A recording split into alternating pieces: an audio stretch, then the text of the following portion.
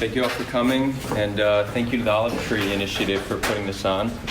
Is everyone here from OTI, or do you have people from some other groups here with us today? Mainly OTI. That gives us a great advantage because OTI is a nonpartisan group that wants to learn about both sides and really is into learning the narratives of each other, which is different from almost any other advocate group, which is determined to prove that one side is wrong and the other side is right. And we're going to discuss why that is counterproductive. So today we're going to discuss what is quite possibly the most complex conflict in history. It's a conflict that's been spanning over 100 years for some people and thousands of years for other people. A conflict that involves land, history, religion, culture, nationality. And it's a conflict that causes people to suffer every single day. And it's a conflict that people are very, very passionate about as well. Probably more passionate than any other conflict we can think of. And it makes sense that the people of Israel and Palestine would be passionate about this conflict as it affects their daily lives. But the passion doesn't end there. It seems to span the entire globe and find a nice haven here amongst university students. And that's one of the reasons I'm here today, because although you're all living 7,500 miles away from the land of Israel and Palestine, our world today is connected through social media and the internet, and our world is smaller than ever, and you all can play a role in bringing about change in conflicts abroad and, of course, right here domestically as well. It's possible that you may not agree with all I have to say today, and that's a great thing. I would hope that with this many people in the room, we would have a wide diversity of opinions. For making progress on any issue comes when people with differing opinions come together and engage in a dialogue. Although the fact that everyone here is from OTI and not maybe BDS or Hillel, I think we're going to agree on most things. That line I just said I prepared just in case BDS was here and trying to protest me. When engaging in dialogue, I will leave a lot of time for a Q&A, so you guys can all ask me questions, challenge my ideas, and for us to have a constructive dialogue at the end. When engaging in dialogue with opposing sides, it's often a great challenge, and often no common ground is made. One thing that makes this challenge even more difficult is when the opposing sides have different definitions for the words they're using. And this is actually a very common occurrence in dialogue. So there's two words in particular that are worth clarifying relating to the Israeli-Palestinian conflict. The first word is Zionism. Zionism has drastically different meanings to those who identify as Zionists and to those who oppose Zionism. So what Zionism means to Zionists is the Jewish right to self-determination on their ancestral homeland, which essentially means that Jews have the right to be sovereign, they can have a nation in the land they're indigenous to. While some of those who oppose Zionism agree with this definition, but simply think that historical rights do not give you the right to sovereignty, which is a legitimate claim. But many who oppose Zionism define it as something closer to Jewish supremacy or Jewish imperialism. And whether Zionism translates into Jewish supremacy or imperialism in practice can and should be debated. But the definitions are so vastly different, it makes for any constructive dialogue hard to come by. And it's important to understand that when somebody identifies as a Zionist, they mean nothing close to supremacy. It's simply the right to self-determination. So it's important to understand this distinction in definitions, and when engaging in dialogue, agree on the terminology. The other word is occupation. Now, most people view the conflict and they see a blatant occupation. They see Palestinian land being occupied by Israel. But many of those who are in support of Israel say it's not an occupation because you cannot occupy your own land. So there is actually a definition of occupation that I think all people can agree on. And again, when speaking to people who say there is no occupation, explain it to them in this way, and they most likely will agree that this does exist. So when I say occupation, I mean a situation where one nation's military is in control of a region whose population do not belong to that nation. So can anyone deny that Israel is in control of the West Bank and that West Bank Palestinians are not part of the nation of Israel? So if we can deny that, we can all agree that that is a working definition of occupation. So again, when engaging in dialogue, make sure you understand each other's definitions, and also make sure you understand each other's position, because often you're talking to someone and you don't even understand their perspective. You think you understand, and a lot of the discussion is wasted time because you guys don't fully understand each other.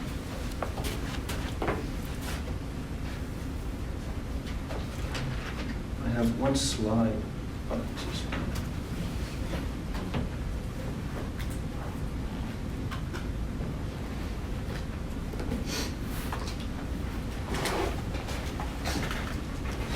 Actually, my whole presentation is one slide because I wanted just for it to be more focused on the words than on the slides themselves. So you may have noticed for an Israeli I have pretty good English, and that's because I actually grew up in America. I grew up in an American Israeli Jewish household. And although growing up in America, I actually have very deep connection to the land, deep roots to the land. And when I say the land, I'm referring to the land of Israel and Palestine. I think calling it the land would be more appropriate, as even this is contested and creates heated debate. So I'm considered 10th generation Israeli. My family emigrated from Vilna, Lithuania to the hilltops of Hebron in 1812. That's 130 years before the creation of the State of Israel. So, as you can imagine, I was raised with deep Zionist teachings. I was taught about our deep Jewish connection to the land of Israel. And I was taught about thousands of years of hardship, of persecution, pogroms, and genocides, the Holocaust only being the most recent of them all. And I was taught that we still cannot live in peace because the Palestinian people refused to allow us to live there. And it's not that I was taught to hate Palestinians, not at all. I was simply taught that if we do not defend ourselves against them, then we will be killed. And it's not that my parents lied to me. They told me the only truth they ever knew, for they learned that truth from their parents, who learned it from their parents. The other half of the truth lies in the collective narrative of the Palestinian people, and neither side quite recognizes the truth of the other. And here lies a major root of the conflict: the inability to recognize the narrative of the other. So growing up with these teachings led me to the obvious conclusion to move to Israel after high school and follow my family's footsteps and join the Israeli Defense Forces, the IDF. Interestingly enough, it was my time in the IDF that I began to view the conflict differently. I had a realization. I was guarding on my military base, bored out of my mind. Believe it or not, soldiers do get bored. We're not Rambo, like people think. Israeli soldiers, for the most part, are between the ages of 18 to 20, fresh out of high school. Most have no idea what they want to do in life and struggle greatly in the military environment. They wish they could be as far away from their base as possible. So boredom and even despair while guarding is actually, in fact, the norm. So looking for something to do, I saw a picture on the wall showing different Hamas training techniques. And there was one picture in particular that caught my attention. It was a Hamas soldier crawling through sand. And I was crawling through sand that same day. And I looked at him, and I saw myself. I saw myself in my sworn enemy, and started asking myself these questions. If I was born in Gaza, could that be me or my loved one? Does his family view him as a hero and me as a terrorist? Can that be? Is the biggest difference between us really dependent on the side of a border we were born on? Now, these questions didn't change my ideology overnight, because deep-rooted ideologies cannot change in a day, and sometimes they do not change in a lifetime. And while I do think that I would have reached this current perspective regardless of that realization, I do consider it a profound moment in my transformation. Now, I realize, I'm just touching that so it won't turn off. Now, I realize that drawing a moral equivalence between Israeli soldiers and Hamas fighters are upsetting to many people. Some would be upset that I would dare draw a moral equivalence between righteous Israeli soldiers protecting their people against a terror organization determined to kill those same people, while others would be upset that I would draw a moral equivalence between righteous freedom fighters fighting to get their land back with the force occupying that same land. But really, this is no moral equivalence at all, because we cannot expect people with such vastly different living conditions and upbringing to align morally. And whoever you think is the good guy and the bad guy in this conflict, it's important to understand that both sides are products of their environment. And what this means, if you were to take what this means to be a product of your environment, if you were to take an Israeli child and raise them in a Palestinian family, they would likely grow up and identify as Palestinian and likely hate Israelis.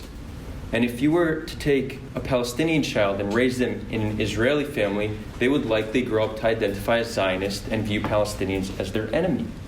Now, recognizing that we are products of our environment should not be used as a justification for bad behavior, but rather, if we were born in an environment and granted the privilege to reach good conclusions in life and live a moral life, we should be grateful.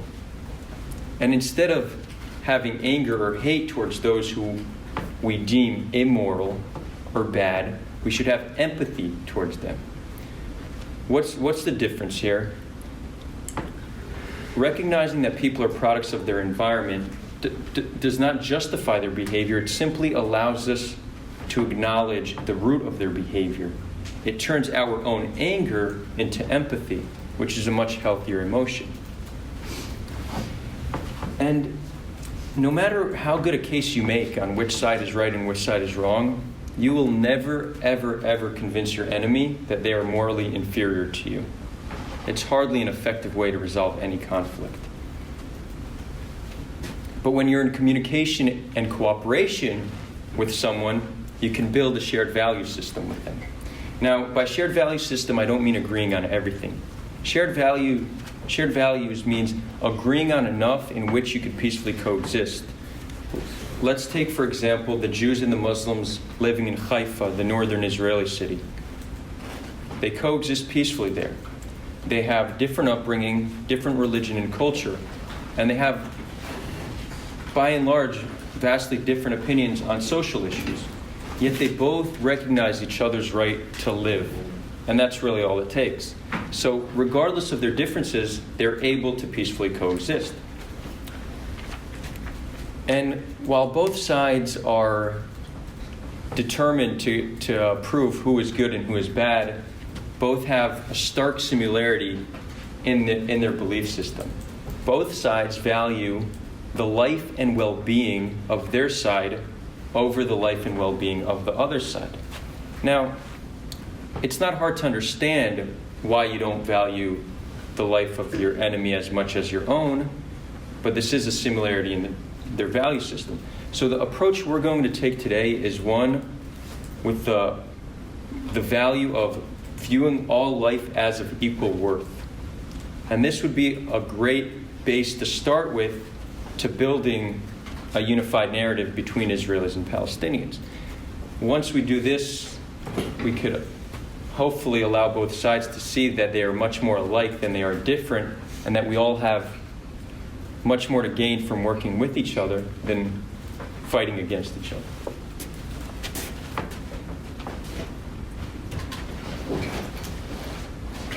This is my only slide. Oops. Have you guys seen this?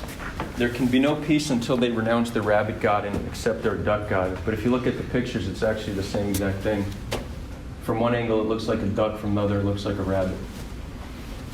I figured it's a fitting slide because often sides in conflicts are just looking in the mirror. They don't realize how similar they are. So I felt it's appropriate. So how do we get to this point in time where two sides reach such vastly different conclusions, where two children with near limitless potential grow up to be enemies of one another? How do we get to this point? So we actually need to go to the beginning. Not 100 years to the beginning when Jews started returning to the land, and not 2,000 years ago to when Jews last got kicked out, but really a few 100,000 years ago. And I know it seems odd that I'm taking us back to the time of prehistoric humans, but by understanding a few basic themes of evolutionary biology and psychology, we're actually shown a far clearer picture of virtually every conflict in the world. Now, for the sake of saving a lot of time, I'm going to simplify these concepts to the point where they're easy to explain, yet accurate enough to get the point across. And if anybody here is studying evolutionary biology or something in that field, I apologize ahead of time if you feel I've oversimplified. But it would take hours to really get into the nitty-gritty of this. So, for most of our existence, we evolved in a far more different world than we live in today. And a lot of our psychological traits that were essential to our survival then, today seem to cause us immense harm. The first psychological trait I'd like to talk about today is one called tribalism, the tribe mind. For most of our existence, we survived in these small, tight-knit communities, anywhere from a dozen people to 150 people. And we needed our communities to survive. You know, humans are not the strongest, we're not the fastest, but we are the best at cooperating. So we were dependent on our tribe. Now, our tribe was everything to us and essential to survival, but other tribes were at best a background noise, but more likely a threat to be feared. Now, this is also why humans are capable of such great compassion, but in the same stride are able to commit great acts of evil, because they see one as their in-group and the other as their out-group. It's the only two groups that exist in the human mind. It's why someone like Hitler had truly cared about the German people. He truly cared about them, yet viewed Jews and other groups as nothing more than vermin that need to be exterminated. The German people were his in-group, and most others were his out-group. So our tribe mind is still very, very strong today, and it's why we see that people are so likely to value the life of those in their group so much more than all other people. We see this in the Israeli-Palestinian conflict, and we see this in conflicts all over the world. We also couldn't speak the same language as other tribes. It was very hard to communicate. So when we were in conflict with them, negotiation was often out of the question. Violence was often the next best approach. So unfortunately, our pacifist ancestors did not do well in the evolutionary playing field, and really we are the offspring of the violent ones, which is quite unfortunate, but that's why we're here today. And it's why we see people so quick to endorse violence today. Let's take America, for example, America is considered one of the safer countries in the world. But yet, people on all sides of the political spectrum are endorsing violence against each other. You have Antifa and the alt-right endorsing violence against each other. And then you even have people who identify as moderates who support violent aspects of the U.S. foreign policy because it's either to spread democracy or for the greater good. So people on all sides of the political spectrum are quick to endorse violence. And this has caused nearly all major conflict between humans to be solved by violence and not through rational thinking and negotiation and compassion. So today when people endorse violence, they actually have the entirety of history backing up their claim.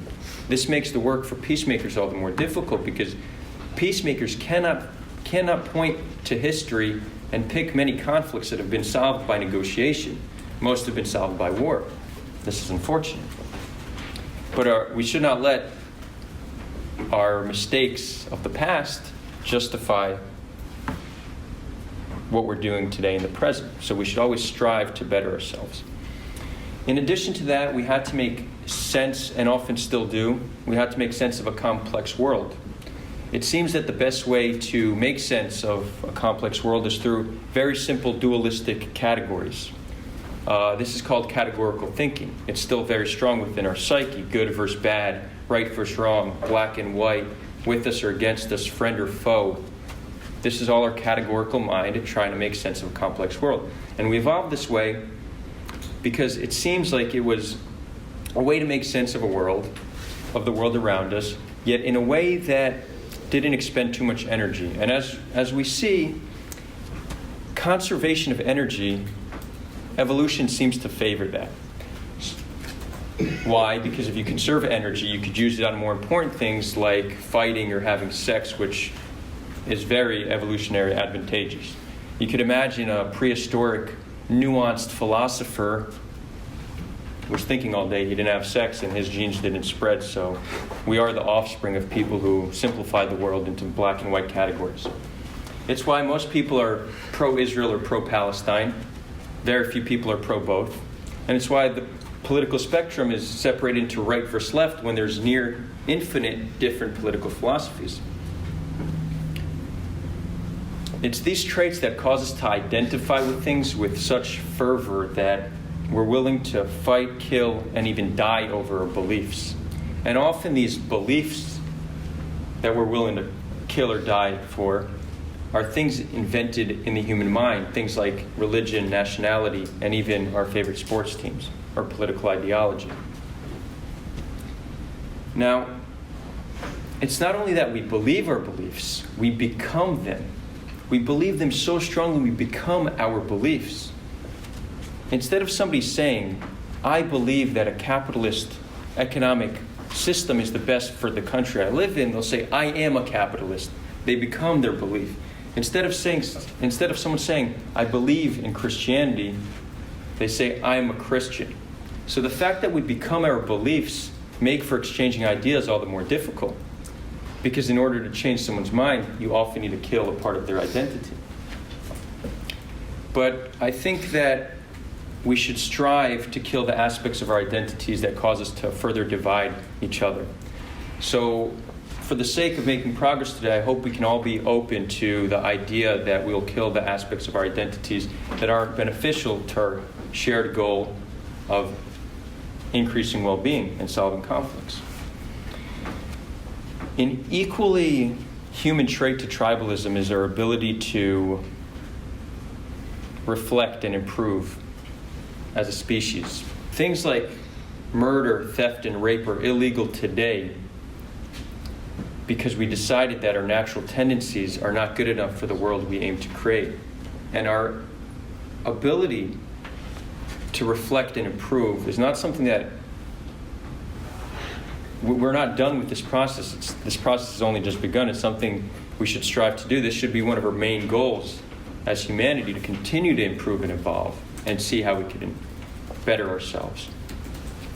For many millennia, humans have been trying to explain the duality of human behavior, the good and the bad. They've been trying to make sense of this, and they've done it with different terms like good conscience versus bad conscience, good versus evil, ego versus soul, human versus animal.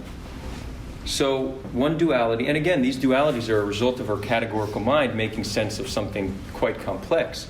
But it's actually okay to simplify complex things if by simplifying them, it gives that concept useful utility. So don't shy away from simplification if you can then use that concept to better explain things. I believe that's called a heuristic. It's a shortcut of sorts. So a good way I like to view this duality is the emotional versus the rational. And when I say emotional, I use this term very vaguely. It's any feeling that is fast-acting and nearly impossible for us to stop from feeling. Things like attraction, anger, jealousy, tribalism. While our rational mind is the part of our mind that contemplates and thinks, the part of our mind that we feel in control of, our rational mind often leads us to better conclusions, but our emotional mind is often more powerful. So this is a constant battle between both sides of our minds. And in order for this duality to hold true, the emotions we view as contrast to our rational mind need to be emotions we deem as negative emotions, things like anger, jealousy, and tribalism. Good emotions, however, like empathy and compassion, are complementary to our rational mind and often are used as a guiding force to our rationale. Rationale on its own doesn't always know what direction to go in. You need some underlying principle. You need an emotion of good to guide your rational mind. So our positive emotions should be nurtured. I'll give you an example from my personal life relating to the rational versus the emotional. Because of my Jewish upbringing and my shared history with the Jewish people, I am more emotionally affected when I hear the news of an Israeli dying over the news of a Palestinian dying. And it's not that I don't mourn the death of Palestinians, I certainly do. But if I'm to be truly honest with how I feel, it affects me more when Israelis die. Now, you may have noticed something similar. Maybe when people were recently killed right here in the horrific forest fires in California, you mourned those deaths more than you would have mourned similar deaths elsewhere in the world. So we're not in control of our emotions, nor should we feel bad that we have them. But it doesn't mean we need to act on them or build a value system based on them. We could certainly feel our emotions with all their force, recognize where they're coming from, reflect on them, and let them pass. Build a value system based on your rational mind that's led by positive emotions like empathy. So I don't have a value system based on Jewish life being worth more than any other life because I can't make any rational claim to back that up. So instead, I decide to value all life as equal. What we've seen is that in instances, in environments of abundance where there's little to fear, the rational mind is more powerful. But when people are in a state of survival, their emotional mind is more powerful. Now, here we have a huge dilemma in the Israeli-Palestinian conflict and in most other conflicts we'll see. Israelis and Palestinians are both in perpetual states of fear and survival, and both have trauma not only from this lifetime but from their parents and grandparents. Recent findings in epigenetics have shown us that trauma can actually pass 2 generations through DNA. So most Jews have the Holocaust or expulsion from their homeland in their DNA, while most Palestinians have the Nakba or their difficult past in their DNA. Not to mention the trauma and fear that's reinforced daily by terror attacks, wars, or living under another nation's military rule. So it's fair to say that neither the people of Israel or Palestine have the most rational approach to solving the conflict. So reducing the fear is of utmost importance, and this is going to be a general theme of how we look at conflict resolution. So let's talk a little bit more about narratives. On one side, you have the Palestinian people who have been consistently abused, displaced, and killed for the past century, who have been living under a brutal military occupation for the past 50 years, which means that they're subject to home searches, curfews, and sometimes need to wait hours at checkpoints to see family, friends, or go to school or work. And they're often victims to soldiers who break the law of their own military by means of theft, violence, humiliation, and manipulation. And with each new settlement, they see their land shrink. And with that grows the despair. Today, only around 9% of Palestinians think the conflict will be solved within the next 100 years. That's less than 1 in 10. While around 50% of male youths in Palestine are unemployed. With this level of despair, it shouldn't be hard to understand why violence against those who are seen as their oppressor is encouraged and praised. And on the other side, you have the Jewish people who just want to live in peace after thousands of years of hardship, who are convinced that their neighbors will not stop until they're pushed into the ocean, and they have wars to back up these fears. And they see Palestinians cheering in the streets when innocent Israelis are brutally murdered. And they think that no matter how many concessions made, the Palestinians will not stop until there is no more Israel.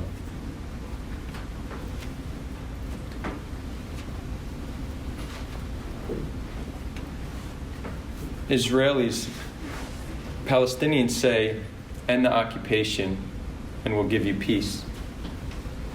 Israelis say, give us peace and we'll end the occupation. And the problem is, neither side believes the other side is sincere in their claim. So both sides need to be very, very clear in their intentions. Clear in their intention to recognize the other as a sovereign nation and to denounce violence against the other. The current approach we're seeing is actually the exact opposite of this. We're seeing the majority on both sides and advocate groups that support both sides continue to delegitimize each other and justify the violence used. What this does, when one side refuses to recognize the existence of the other side, that is seen as a call for destruction. If your enemy refuses to recognize your right to exist, you see that as destruction. This increases the fear, decreases the rational thought, and the response is of the same magnitude. More delegitimization, and again, more fear. And the cycle continues. Any form of activism that increases the fear in the other nation is no form of activism at all. It's no form of peace-building activism. It's radicalization. And this is a very common approach that we see both sides take: delegitimization and justification of violence. So both sides are actually strengthening the call in opposition to their own nation, because by refusing to acknowledge that the opposing nation has the right to exist, they return that call with the same magnitude. So the goal of every Israeli and pro-Israel group should be to reduce the fear of Palestinians, and the goal of every Palestinian pro-Palestine group should be to reduce the fear of Israelis. This is actually a scientific approach to reduce fear and increase rational thought and begin the humanization process. So what exactly is the solution? I'll be the first to admit that I don't have the entire solution, and I don't think anybody does. What I'd like to discuss are ways in which we can get the environment ready for peace to be created. Today, the environment is so hostile that peace agreements fail before they reach the negotiation table. There's so much hostility and such lack of trust, it seems like there is no solution at this point. So how do we create more trust? How do we get the environment ready?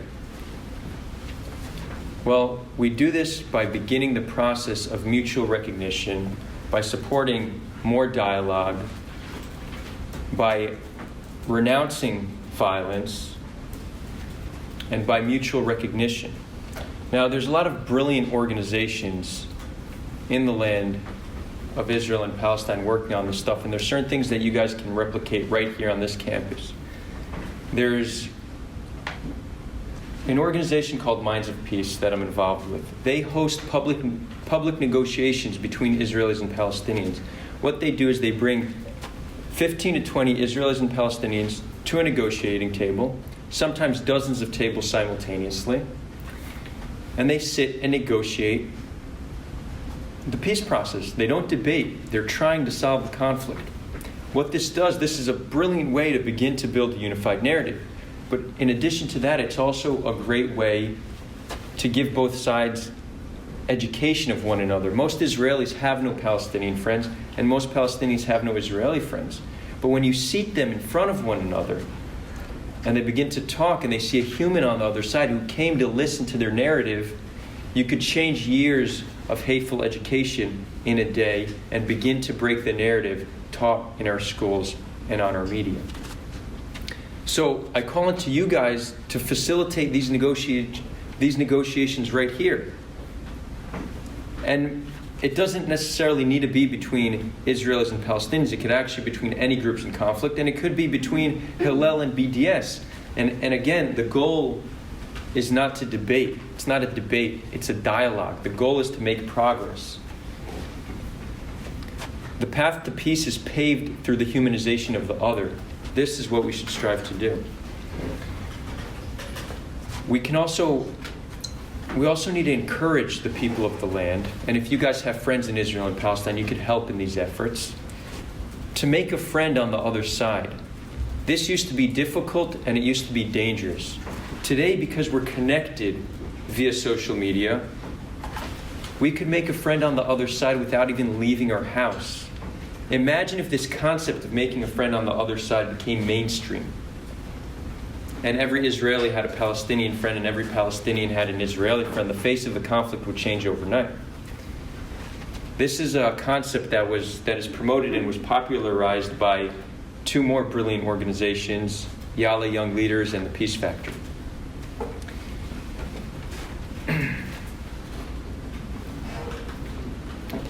What I'm proposing here is a new approach to conflict resolution.